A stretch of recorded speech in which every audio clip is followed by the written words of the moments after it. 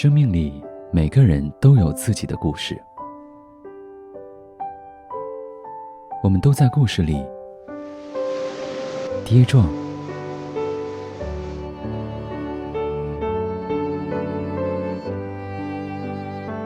领悟、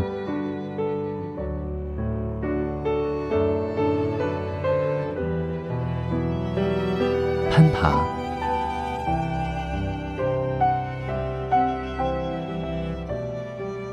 成长。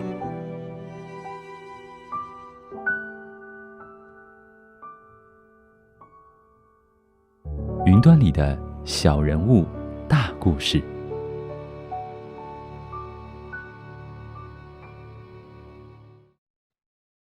大家好，首先我要代表小人物大故事所有的同工，向线上的每一位朋友们问安。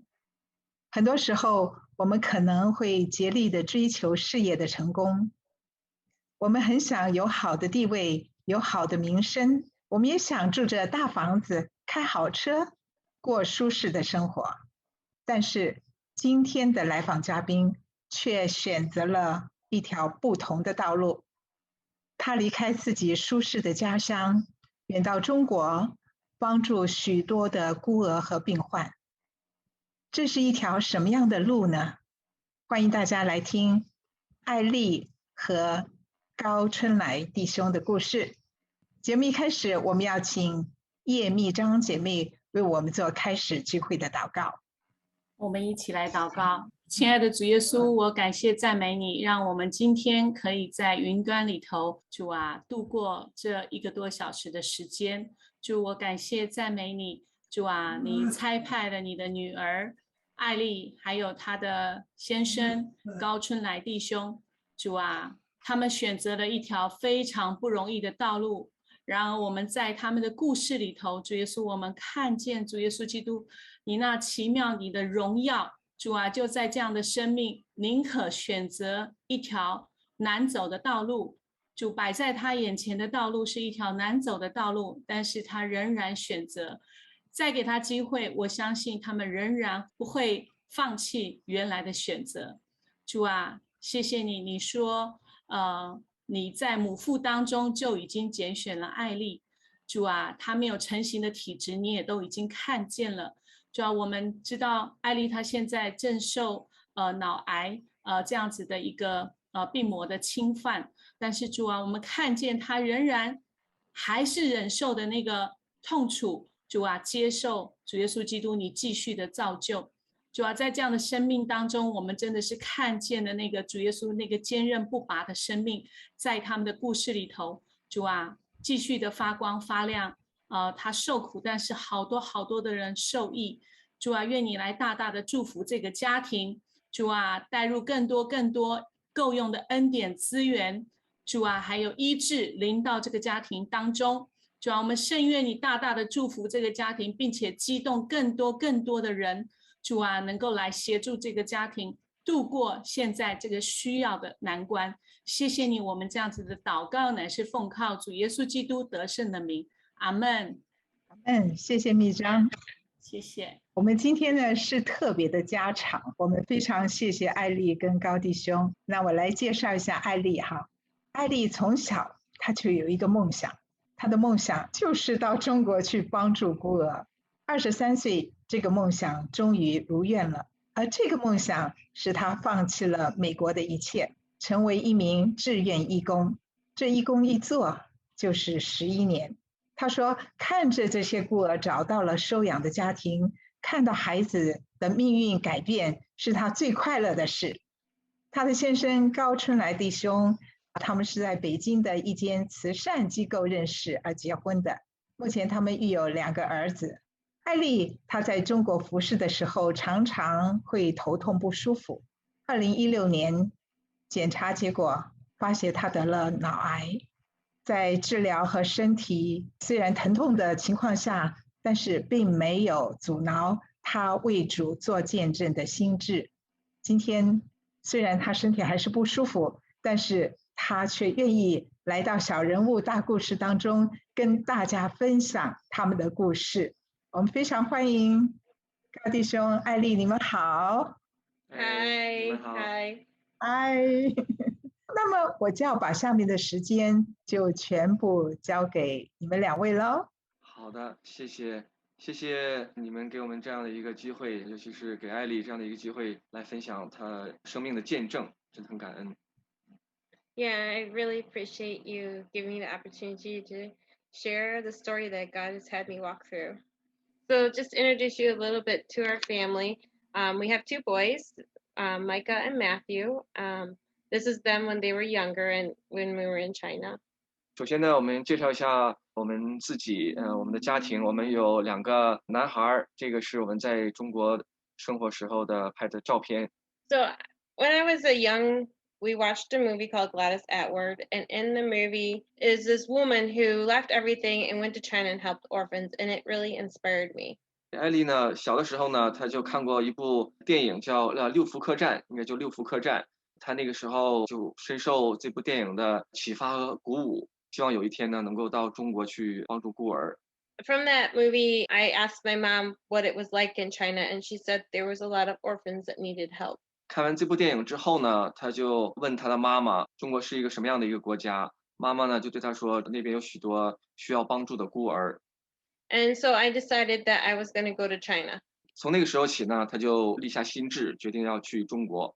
In order to go to China, I decided I should probably get some medical skills. 如果去中国的话呢，他一定需要一项技能。So I went to nursing school and I graduated and I worked for a year and a half before I went to China.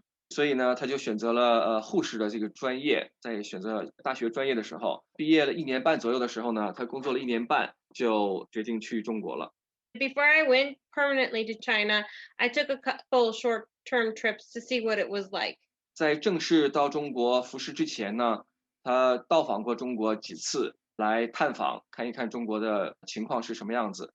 I was a little nervous to move to China. It's a big country, not always the nicest to Christians. It's a harder country to be in. 在探访的几次过程当中呢，他因为也知道中国呢是一个非常庞大的一个国家，而且尤其是对基督信仰呢，并不是特别的支持。But after going to China, I realized it was a great country. 在他到了中国以后呢，他发现中国是一个伟大的国家。And I was in a church service and I heard God tell me that I could go somewhere else, but if I didn't go to China, I would miss out on something great. 在此期间呢，他在去教堂敬拜的时候呢，就听见神对他说，你可以选择不去中国，但是如果你选择去其他国家的话呢，恐怕你会错过生命中最美好的东西。So I said, okay, God, I'm going to China. And I went, and that's where I met my husband, had my 2 children, and I also saw God do great miracles. 最后呢，他就顺服了神的带领，来到了中国。在这边呢，他遇见了他的先生，也就是我，还有我们现在的有了2个可爱的孩子。So I have learned that when God tells you something, that it's really best to do what He tells you to do. 所以他从这当中呢学到的功课就是，无论神让我们去做什么，我们只要学会去顺服，神就一定会带来祝福。 And those were actually the best years of my life. I was living my dream in China. It was amazing. 在中国的这些年呢，是他人生当中最美好的时光，他真的是特别的怀念那段时间。 This is when I had just moved to China. I had a bicycle, and that was how I got around. 这个就是他在中国唯一的一个交通工具，一台自行车。 This is a picture of our marriage. We were married in China. It's a picture of our families. 这个是我们在孤儿院后边举行的婚礼的照片。 And we lived in a small farming village, and in the village, it was like home to me because I grew up on a farm. And so I just felt at home there. 等他正式开始在中国服侍的时候呢，他服侍的地方呢是一个偏远的一个乡村。艾丽呢，她父母呢拥有一个农场，她从小呢就在农场里边长大，所以对她来说呢，就像宾至如归一样。 This is us when we would go to the market and get our vegetables, and I have our oldest son with us. He was a newborn baby, and that's how we went around it with him. 这个是我们家老大刚刚出生几个月的时间，我们去赶集，因为住那个小乡村呢，他每个星期呢都有集市嘛，我们就会骑自行车去赶集。 And these are some pictures of the village that we were in. It was very rural, but I loved it. 这个就是我们小镇上的一些地方。 The people were always so welcoming and so happy.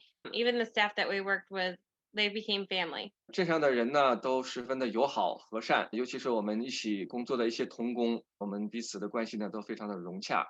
When I went to China, I ended up working with a private orphanage and I became the staff nurse there. 到了孤儿院开始工作以后呢，他的工作职责范围呢就是做护士，每天呢要给这些孩子检查身体。Yeah, every day I gave the kids checkups with the doctor and made sure the children were healthy and they were growing well. 每天呢，他要例行给这些孩子呢检查身体，听他们的心跳啊，各方面的检查，来确保呢每个孩子都是健康的。Because the orphanage would bring in children from very rural orphanages where there was no help for children with special needs. 我们所服侍的这一间孤儿院呢，是一个民间机构，他们所照顾的孩子呢，都是一些孤残弃婴，生下来呢都是一些有残疾的孩子。There were many children that had cleft lip and palate, spina bifida, heart problems, so they needed a lot of medical care. 孩子的症状呢，病情呢，基本上就是先天性心脏病啊、脑积水啊、脊柱裂啊，或者唇腭裂。And we would have 25 children living in the house and up to 25 children out in families in home environments. 当时我们的这个机构有25个孩子呢是住在机构里边，另外有差不多25个孩子呢是住在寄养家庭里边，一共有50个孩子。It was a lot of children to keep track of and to make sure everybody was being healthy and doing well. 这50个孩子对于艾丽来讲的话呢，也是一个不小的数目，她要确保每个孩子都是健康的，工作量也是比较大的。But it was an amazing time. Like I said before, it's the best years of my life. I was living my dream. 在中国的这么多年呢，他觉得真的是他活在他的梦想当中，因为从小的时候呢，他就梦想到中国去帮助孤儿，所以在他的梦想当中一直在生活，所以他每天都特别的开心。And it wasn't all just work. We also played, and we would take the kids out on field trips and have fun with the kids. 在中国呢，不单单是繁重的工作，有的时候我们也会带孩子呢出行，比如说去一些公园啊，比如说这张我们去那个水立方的一张照片。But every day I would listen to the kids, and they got used to me listening to their hearts, listening to their lungs, and we developed relationships with them. 艾丽呢，每天早上要例行给他们检查身体，听他们的心跳，检查他们的一些血压呀，这些各方面的身体指标，来确保他们是正常的。这样的话呢，这些孩子每天都和艾丽有接触，和艾丽呢产生了深厚的感情。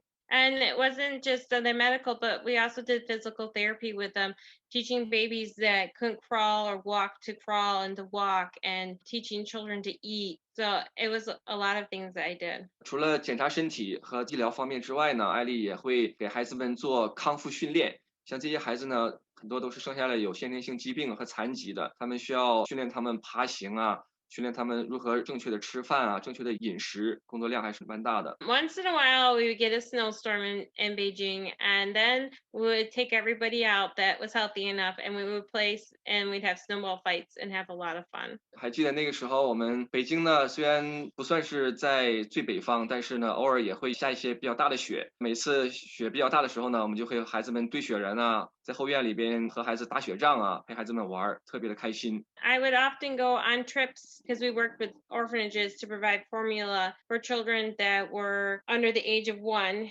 and we would make sure that they were growing. So I would go out to like Inner Mongolia and to Taiwan and to measure all of the children under 1 and to make sure everybody was growing well. 当时所服侍机构呢，除了照顾这些残疾的孩子，给他们实施手术之外呢，我们也在帮助一些偏远地区，比如说山区的福利院，给这些孩子呢提供奶粉项目。所以每个月呢，我们都会有专人去这些地方呢，给孩子去送奶粉，然后给他们测量孩子的身高体重，来确保他们发育是正常的。With children, nutrition is so important, and when they have special needs, they need extra nutrition to be healthy and to be able to grow. 对一个孩子来讲的话呢，营养呢是至关重要的，尤其是这些有先天性疾病的孩子，我们一定要确保他们有足够的营养。Many children would come in and they would be so malnourished because the orphanage didn't know how to feed such a special needs child, and then they couldn't have surgery. So we fought a lot of malnutrition and helped children get healthy so they could have surgeries. 因为这些孩子都是先天性有不同程度的残疾和疾病，所以我们要确保这些孩子呢有足够的营养，给他们带去奶粉。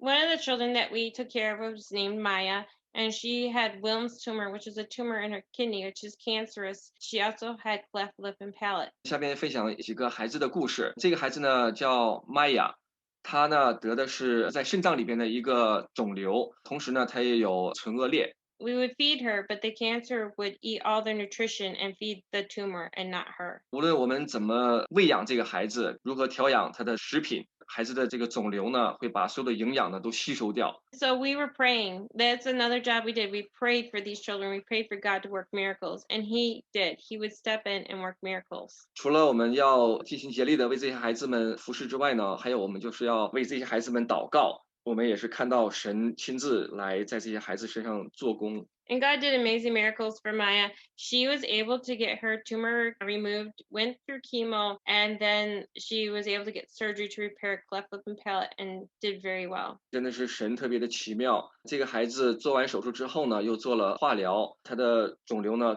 成功的被移除。She is now adopted and living in Britain. 现在这个孩子呢被收养到了在英国的一个基督徒的家庭。So God totally stepped into her life and took her from death's grip and gave her a life again. 真的是我们看到神特别奇妙的工作，从一个濒临死亡的孩子的身上，真是看到神的恩典。This baby, his name was Judson. We got a phone call from an orphanage way out west, and they said that they had a baby and they needed help. 这个孩子的名字呢叫 Jason， 我们接到他们福利院的一个电话，说这个孩子急需帮助。He had been found that morning beside a railroad track, and it was very cold. It was winter. It was amazing that he had not died from the cold and the elements, and that he was even found. 这个孩子当时被人发现的时候呢，是在冬天，而且是在一个铁道的旁边。当有人发现这个孩子的时候呢，发现这个孩子呢还奇迹般的活着，所以被送到了福利院。福利院呢，接下来马上呢给我们打了电话，说需要我们来帮助这个孩子。When they opened up his blankets, they found that his abdominal organs were outside his body and that he needed emergency care. 当时呢，他们发现这个孩子的症状呢就是所有的内脏都生长在体外的，肠胃基本上都是生长在腹外的。We said, yes, bring him in. And we took him to the hospital in Beijing, but the doctor didn't give us a lot of hope. 我们就很快呢把孩子从福利院呢接到了北京，我们就马上送孩子到了医院去接受治疗。The doctor said, I've done multiple surgeries for this kind of child, and I've never lost one, but if I do his surgery, he'll die. 当时医生呢很明确的表示呢，他做过许多例此类手术的孩子，没有一例是失败的。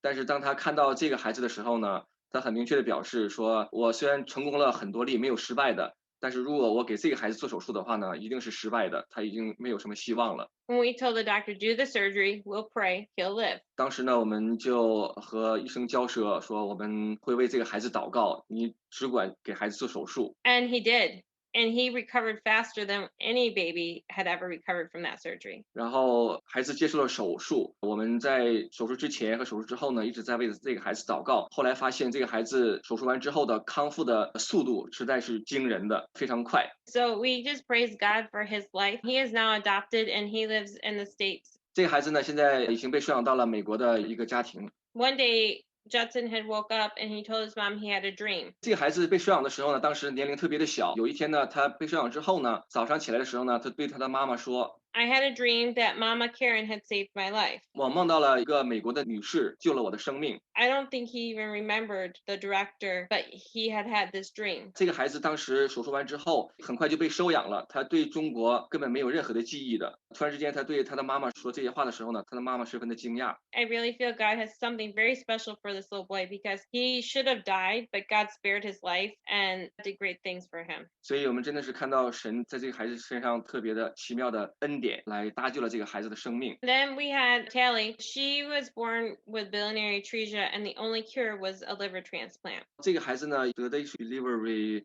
atresia，我也忘了怎么说了。 他肝脏有一个问题，所以 the only treatment was to get a liver transplant. 他的肝脏呢是需要移植的。 But to get a liver transplant is like nearly impossible, and when you're an orphan, you're at the bottom of the list. 在中国呢，像这种肝脏移植呢，有很长的人在排队等待这个肝脏，有许许多多的人在等。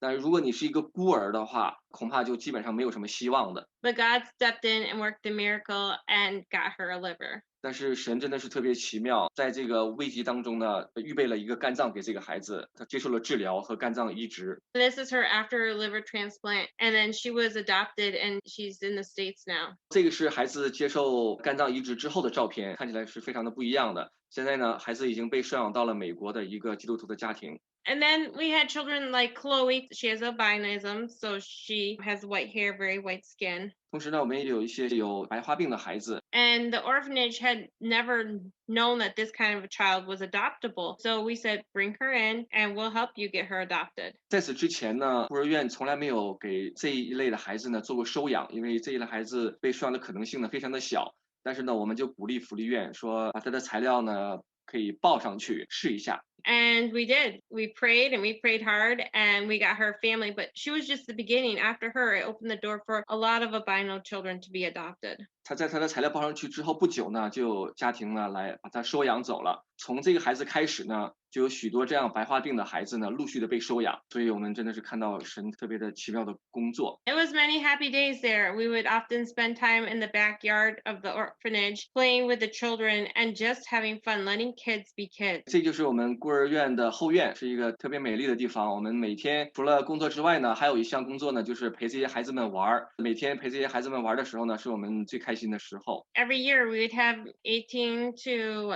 25 kids adopted. So there was a big turnover and it was hard because you would see children come and children go. But to know that they were in families and that they were healthy was amazing. 每年呢，我们都会送走20左右到25个孩子被一些家庭收养，尤其是被美国的一些基督徒家庭收养。同时呢，我们也会接一些新的孩子过来。每次看到有孩子离开我们的时候呢，我们都是虽然很伤感，但是看到他们被一些家庭收养，有了他们自己的归宿的时候呢，我们也是特别的开心。And it was great to know that they were in Christian families. Most were in Christian families because you knew that they would grow up and know Jesus. 值得我们欣慰的是呢，像很多孩子呢都是被收养到一些基督徒的家庭，所以我们知道呢，这些孩子都会从小的时候呢就会认识主耶稣。We had one little girl, her name was Carissa. She was very, very sick, so sick that we didn't even want to bring her into the orphanage. 当然了，我们也有一些失败的病例，比如说这个孩子呢叫 Teresa， 当时呢她也是极度重症的一个先天性心脏病的孩子。She hadn't had surgery soon enough, so there wasn't a lot of hope for her. 因为这个孩子呢，在我们接过来的时候呢，已经错过了最佳的手术的时间，所以他存活的希望呢，并不是很大。So we brought her in our home, John and my personal home, and we took care of her and gave her 24/7 medical care. 当时这个孩子呢，情况呢十分的危急，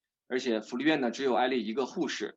所以当时艾丽呢就申请要求把这个孩子呢寄养在我们住的地方，在我们自己的家里边，24小时呢来照顾这个孩子。She was with us for a couple weeks and it was a lot of fun because it was like having our first child. 那个时间我们刚刚结婚，还没有自己的孩子，所以我们在学习怎么样去照养一个小 baby， 虽然很辛苦，但是也很开心。他就像我们的第一个孩子一样。But she got really sick and she had to be admitted back to the hospital. 在寄养了几个星期之后呢，这个孩子的症状呢没有任何的好转，所以只能是送到医院去进行治疗。And sadly, she didn't make it. We had to bring her home and she died in my arms. And that was very hard for me to see. But you also knew that she was not suffering anymore and she was in Jesus's arms. 这是我给艾丽拍的照片，是我和艾丽当时送这个孩子去医院急救的时候，当时孩子情况呢十分的危急，孩子呢最后也是在艾丽的怀中呢去世了。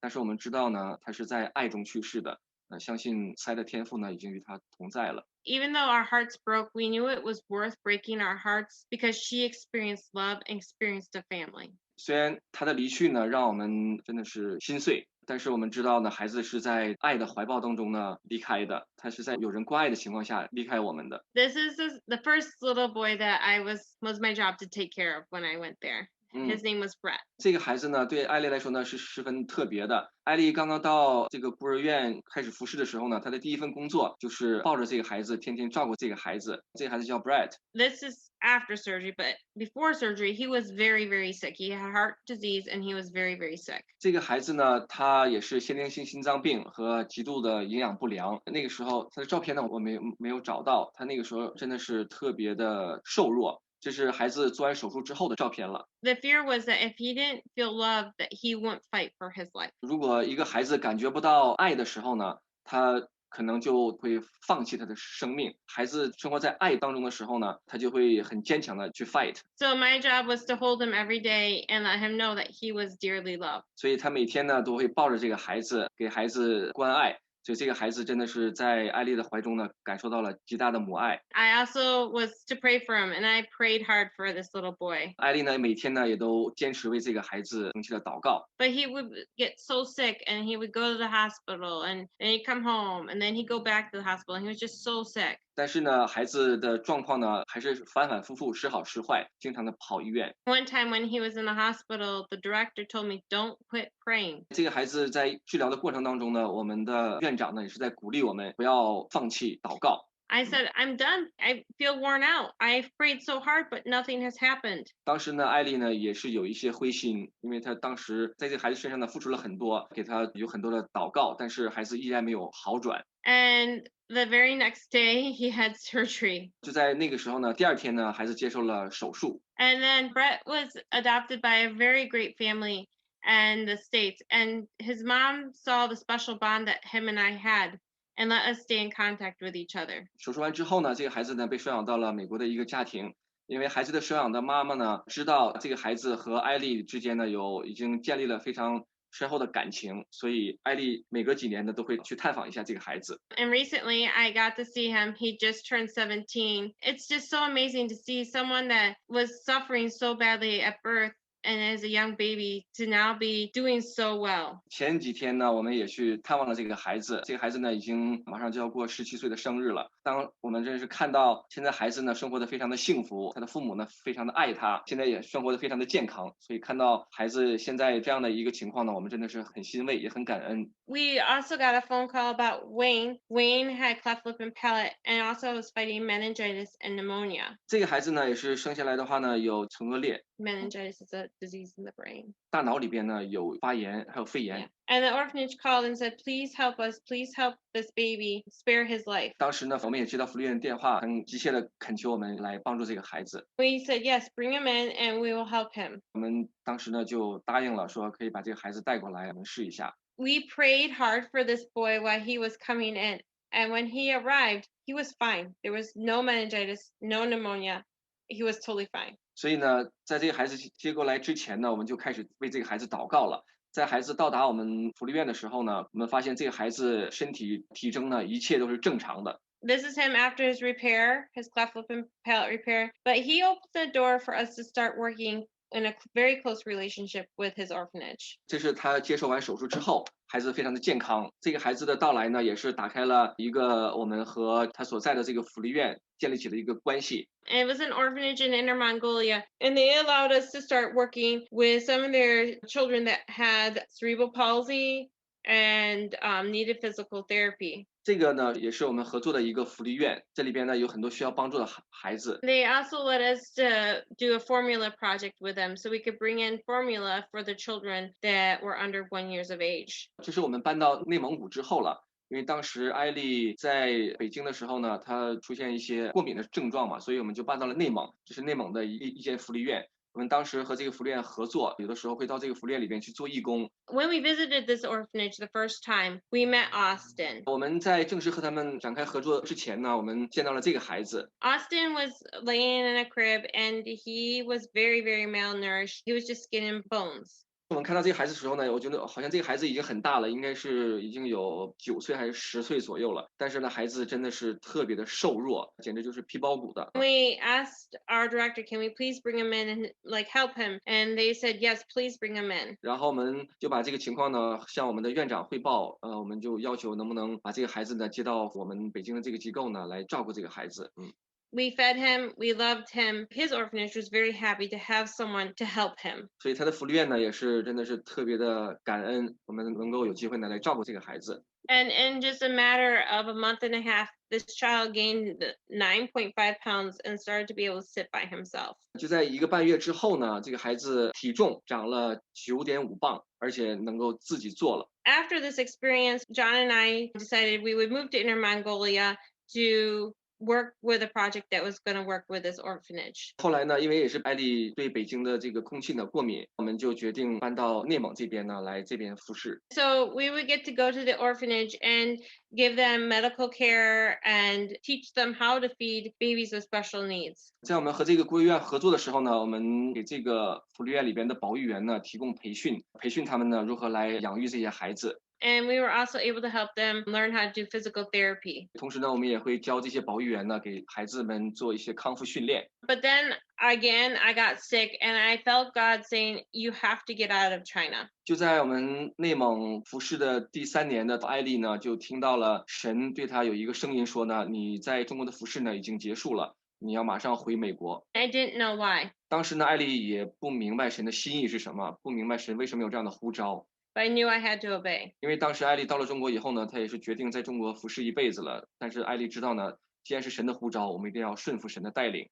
After we came back to the States, we had bought a secondhand car and I ended up hitting my head on the door frame, putting my kids in the car, and I thought I had a concussion. 我们刚到美国的第2个星期呢，我们就买了一台2手车，因为在美国的话没有车是出不了门的。买了2手车之后呢，我们在抱孩子坐到那个安全座椅的时候呢，他就不小心撞到了这个汽车的门框上面，撞完以后呢就不能走路了。 Like I said, I thought I had a concussion. I couldn't walk. My depth perception was all off, so we ended up going to the emergency room. 当时呢，艾丽在床上躺了几天，她当时感觉呢就像很严重的脑震荡一样，不能行走，身体失去了平衡。 At the hospital, they said you have a brain tumor. 到了医院做了几项检查之后呢，医生说这个不是脑震荡，是脑肿瘤。 And I really felt like if I have this brain tumor and if I die, I haven't wasted my life. 当时艾丽在听到这样的一个消息的时候呢，对我们一家来说真的是一个非常沉重的打击，尤其是对我来说，因为我呢是刚刚到美国，什么都不懂，什么都不会。当时艾丽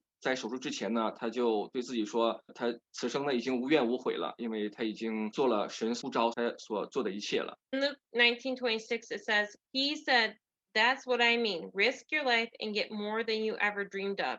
Play it safe and end up holding the bag. I knew like I had risked my life. I had lived my dream. I had more than I ever dreamed of. And I was really grateful I had done that. 所以就像这个经文里边讲到了一样 ，risk your life。艾丽呢已经活出了神所给她的呼召。 But then while I was in the hospital, a friend of ours, a Chinese sister, gave us this passage in Isaiah.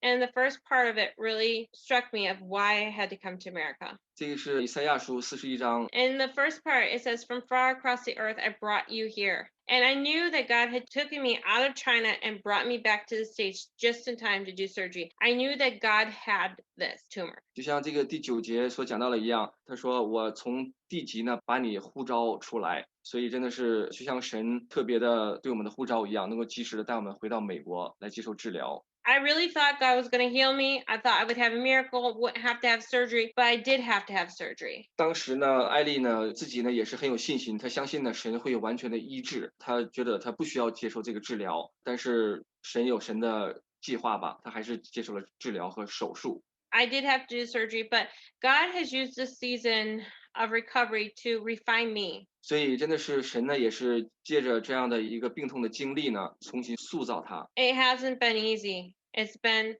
very difficult. 这也是我们生命当中真的是最艰难的时刻了。 I am a doer. I like to be Martha. I don't like to just sit and do nothing. 他就像圣经里边的那个马大一样，总是想去做。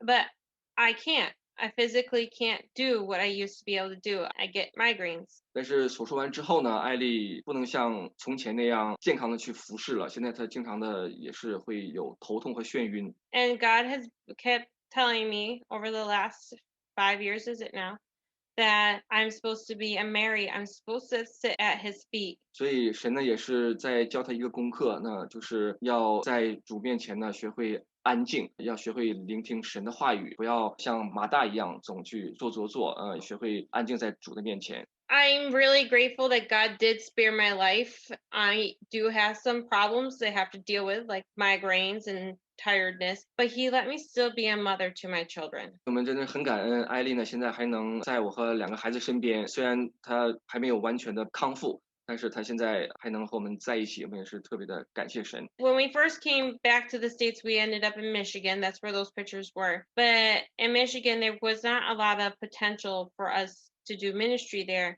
So we moved to California. 当时艾丽呢是在密西根州大学医院接受的治疗，手术半年之后呢，我就开始在当地呢找工作。因为手术半年之后呢，这自理能力呢恢复的好一些了，在当地我就开始找工作，投了很多简历呢，也没有结果。后来有人说呢，你们应该去加州，因为那边的华人比较多，所以我们又举家从密西根州呢搬到了加州。So we went to Southern California hoping to work in the Chinese churches there, but nothing opened up, and John ended up working in a warehouse. 我们搬到了加州以后呢，也是投了很多的简历，因为我自己呢在美国这边也没有学历嘛，也没有一技之长，在国内是学英文的，所以只能是在库房里边打工。We felt that that's why we came back to the States. So we ended up moving back to Pennsylvania. 后来发现加州呢根本就没有办法生存吧，因为那边的消费各方面实在是太贵了，所以我们就搬到了现在的宾州。And again, I'm trying to be Martha, do, and I got a job as a nurse to try to help support our family. 当时呢，我也是在库房里边打工，还有照顾一些病人的工作，也是没有办法来养家糊口。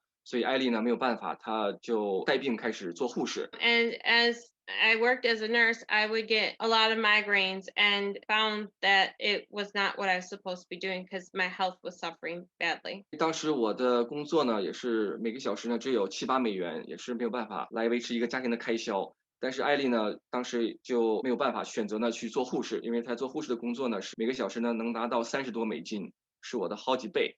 所以当时他又像那个马大一样开始去工作了，但是在工作的时候呢，他发现他自己没有这个能力，还是有很多的头痛眩晕呢，也是越来越严重。But then John was able to find a job in a Chinese ministry here in the middle of a cornfield. And we were really excited that God was starting to open doors for us to do ministry in the States again. 到了宾州以后呢，我也发现这边有一个基督徒的书房，我也是在这个书房的库房里面呢工作了2年半。也是很感恩。 This is another picture of him working. And I was also doing a lot of natural medicine, trying to help my body heal and trying to take the last piece of cancer and to kill it. 艾丽呢，现在也是在服用一些天然的抗肿瘤的药物，还有一些增强免疫的一些维生素，在进行治疗。她现在还不能做放化疗。因为当时手术完之后呢，医生说有一部分是在视神经上面。 There is a little bit left, the doctors say. Near the optical region of the brain, so if you do surgery, I could lose my vision. 手术完之后呢，医生说有一部分残留呢是在视神经上面，因为这个区域呢是比较敏感，没有办法切掉，也不能放化疗，所以现在只能是在药物控制。 So every 4 to 6 months, I do an MRI and make sure it's stable, which thankfully it has stayed stable, and I praise God for it. But during this season, I have learned to trust God. 医生说，艾丽呢要每隔4到5个月呢来做一次复查。我们也很感恩的是呢，现在目前残留这一部分呢没有增长，也没有扩散，所以我们也是非常的感谢神。 I've learned to trust God. I've learned about healing, that you have to walk out your healing and you have to speak to the sickness in your body and to tell it to realign back to the way God created you. 艾丽呢，在与病魔斗争的这个过程当中呢，她也是学到了很多的功课。她每天呢也是在宣告，相信神已经完全的医治，要学会更加的信靠神。 Even though I'm sick, we still want to serve God. So we found an opportunity with YWAM Lancaster where John could get training and be able to start doing ministry with youth. 我们一直呢也没有放弃呢想继续服侍的这样的一个心智，所以现在我呢是加入这个 YWAM， 就在我们所生活的这个城市里边有一个叫 Youth with a Mission 的这样的一个事工机构，我现在在接受这边的培训，门徒培训。 Last fall, we did a course together. It was a really good course and it taught us how to do discipleship, and also it did a lot of healing your own self. 去年秋天呢，我们2个人一起呢参加了这个门徒培训。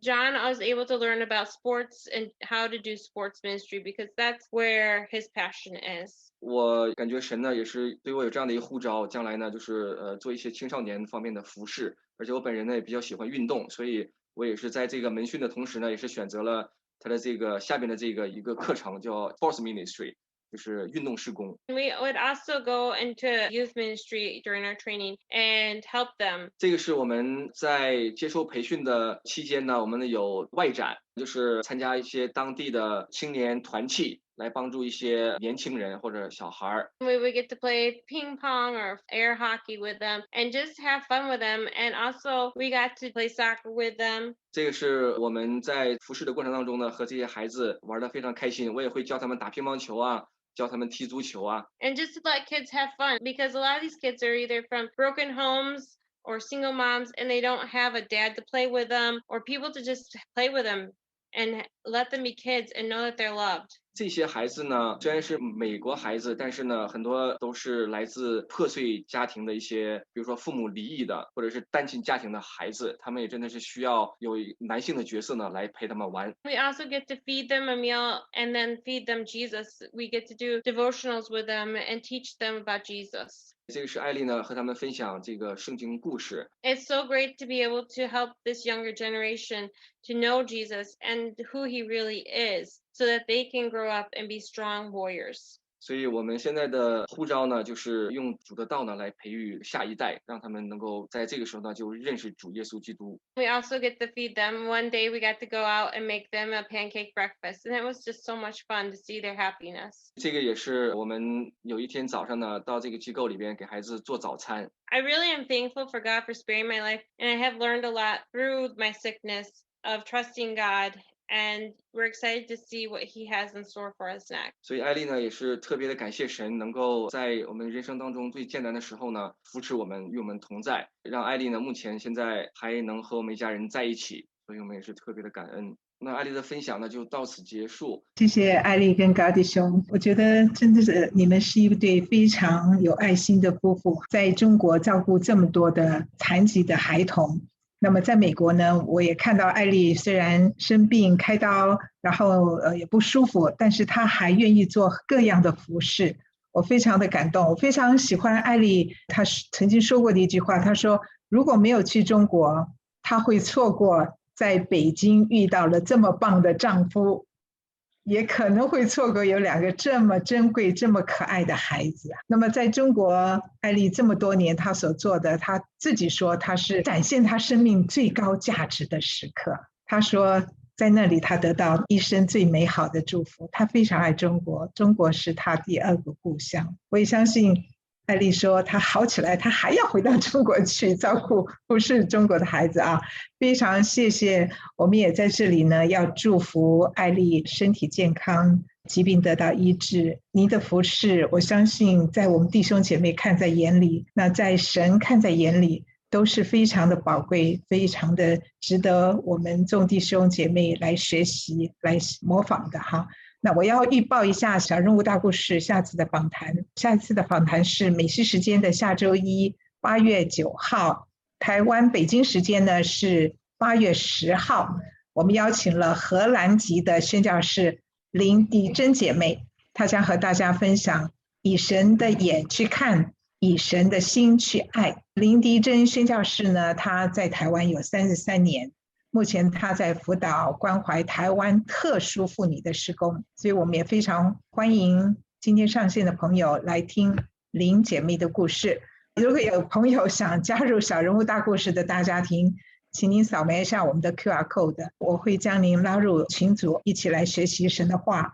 在群里我们有很多的牧长的分享，我们可以彼此鼓励。所有来访嘉宾的故事呢，在 YouTube 的小人物大故事的频道你都可以观赏得到，但是请您记得观赏完了以后一定要点个赞，而且请您一定要订阅。那么在国内呢，我们也有网页可以欣赏，各位可以照相或者是输打网址。我想小人物大故事呢，需要大家告诉大家，我们一起来借着别人的故事激励我们一起来爱神更多，来服侍神。我们再次的感谢艾丽还有高弟兄你们的来访，也谢谢今天家人们的参与。我们要继续用祷告来托住艾丽的身体。我们希望真的您的脑里的癌细胞因为耶稣基督的医治的关系会慢慢的萎缩到没有哈。节目最后呢，我们要请周维全牧师为我们做结束的祷告。弟兄姊妹，祝你平安。下面我们一起来祷告。主耶稣，我们感谢你，我们谢谢你的恩典和慈爱。主，我们每一次闭上眼睛，我们都面对你那无穷的丰富和美好。我们感谢你今天召集我们，让我们听到了艾丽姊妹和高春来弟兄这个家庭的不同寻常的经历。主啊，这个爱的故事就发生在我们中国，在我们身边。主啊，是我们所不知道的。主啊，今天我们知道了，我们知道了你有很多爱你的人，你有很多隐藏爱你的人，都是那么默默无闻的来爱着你，来服侍着你。主啊，我们感谢你，主啊，你差遣艾丽姊妹不远万里来到中国，来帮助中国很多的这些被遗弃的孤儿，将你的爱通过姊妹流露在这些孤苦的孩子的身上。主啊，他坐在这些孩子身上，就是坐在了我们的身上。主，我们今天听到了他的这个爱的故事，主，我们真的感动。我们都求主你恩待艾丽姊妹，你祝福这个家庭。主，我们知道哪里有遗弃，哪里就有爱的收留和接纳。主，艾丽姊妹和她丈夫依然坚守起这个收留和接纳的工作，来填补了人性自私的缺陷。主，我们谢谢你，愿主这样的爱来激励我们在位的每一个弟兄姊妹。主，你爱我们每一个人，主，也让我们来走姊妹所走的道路，主，继续的来实行你的旨意，来活出你的生命，来为你发光，来为你做盐，主，来照亮更多的生命，借着这样的见证来吸引更多的人来归向你。主，姊妹在中国所受的委屈你知道，所受的艰苦你知道，主，姊妹现在身体的状况你更知道，都求主你的恩典医治的大能临到姊妹的身上，来医治她一切的疾病。因为你是慈爱的，你也是公平公义的。主，你照着姊妹所做的，将更多的恩典加倍的祝福在姊妹的身上。主耶稣，我们谢谢你，我们谢谢你恩待我们，也恩待这个小人物大故事的平台，能够发掘出更多这样的爱的见证，来激励幕后的你的这些神的儿女们。我们感谢你，谢谢主与我们同在，听我们这样的祷告，奉耶稣基督尊贵的圣名，阿们。